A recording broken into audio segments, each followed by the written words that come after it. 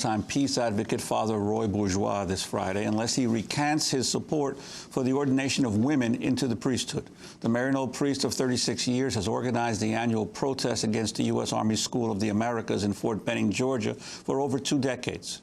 This August, he took part in a ceremony to ordain a member of the group called Roman Catholic Womenpriests. He was informed last month that he would face the harshest form of ecclesiastical punishment, excommunication, unless he recanted within 30 days.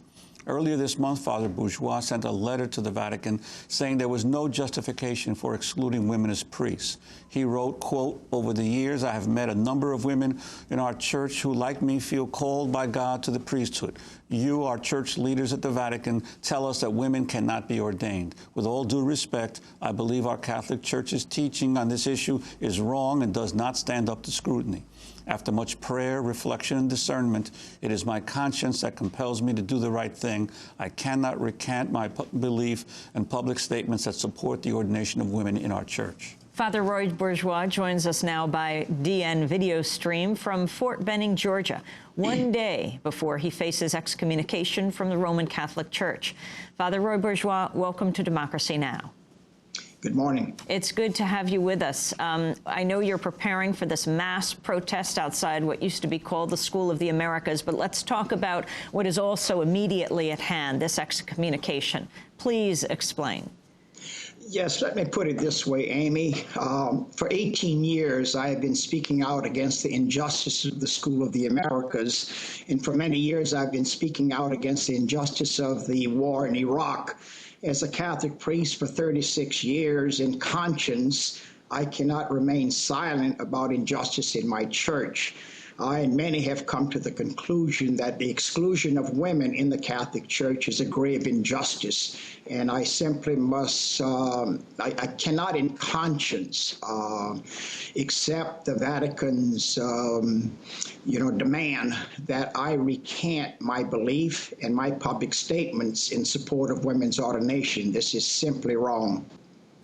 Well, Father Bourgeois, the letter came from the Congregation for the Doctrine of the Faith. What is that organization within the Vatican? Well, it's the church hierarchy in the Vatican that deals with church teaching, church doctrine.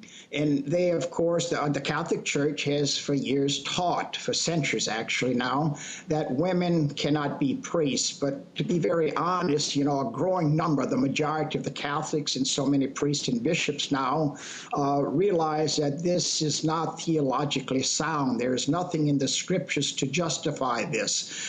As Catholics, we profess that the call, that invitation from God to priesthood, to the ministry of priesthood, comes from God. That call is very sacred.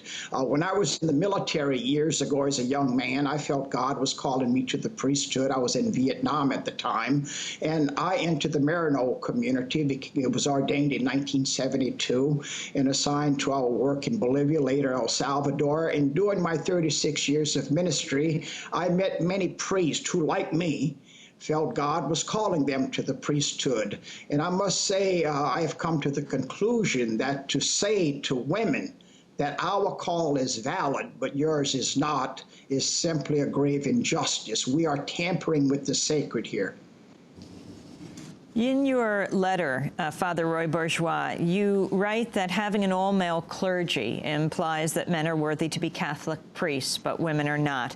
You say, according to USA Today, in the United States alone, nearly 5,000 Catholic priests have sexually abused more than 12,000 children. What does that have to do with your support of women priests?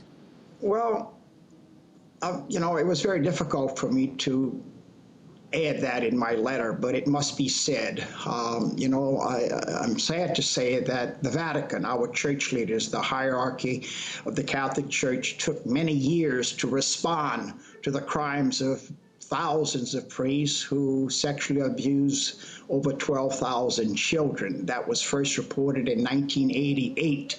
It wasn't until 11 or 12 years later that they began to intervene and investigate and really, demand that priests step down from the priesthood.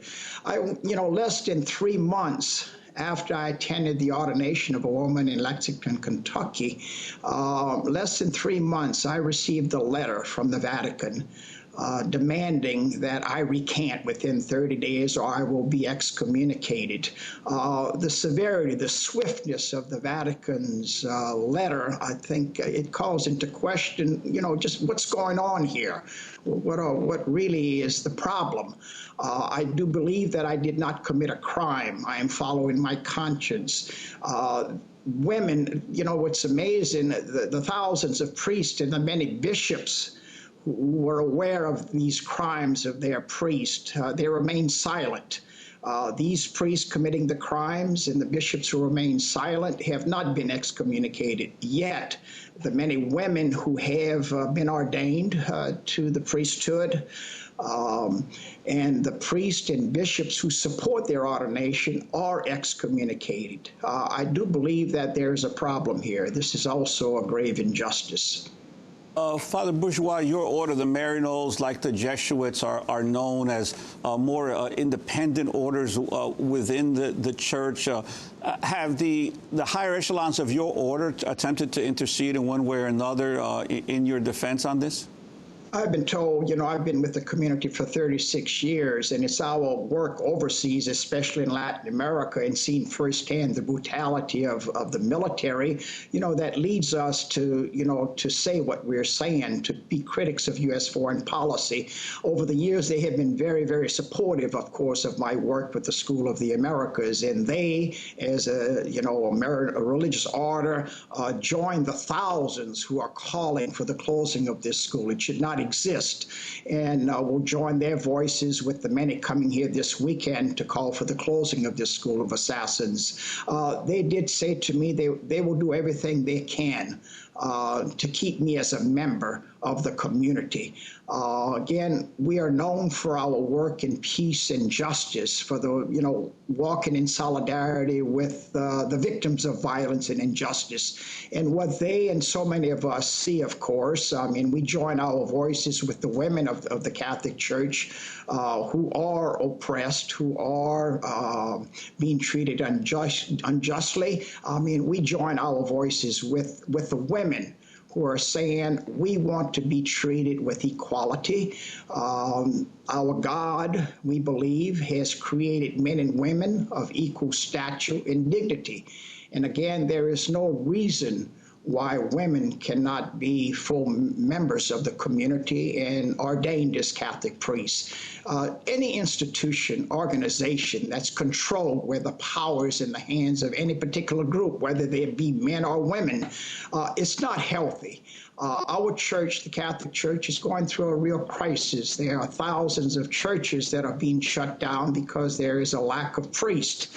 The sexual abuse crisis has really rocked the church to its roots. I'm convinced, of course, that if we had women priests and women bishops, that sexual abuse and the silence during those years would not have been possible. Women simply would not have been silent. I'm also convinced if we had women priests and women bishops, there would not be such silence about this war in Iraq.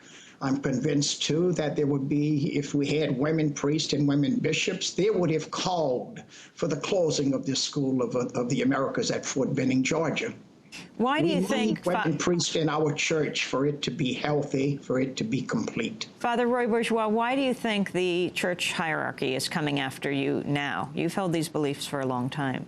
Well, Amy, I have poked a number of beehives in my life. This is the biggest beehive I've ever poked. I've poked the beehive of the patriarchy. I think I and others, priests and women and bishops, I'm not alone in this, who call for the ordination of women. I think what we're threatening at its very core is power, privilege.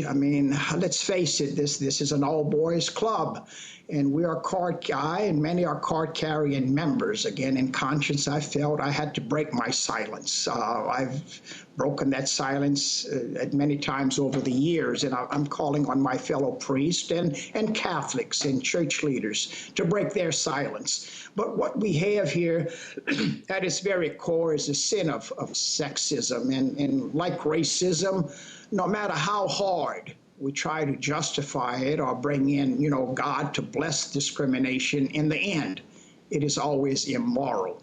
But again, at its very core, we're dealing with power, those in power who have had that power and control for centuries, who simply don't want to give it up. But I have to say, they must give it up. They will be, in a way, forced to give it up. There are many similarities about, what's going on in Latin America. We've learned that all of these repressive militaries that have held on to their power for so long, we're not going to give up that power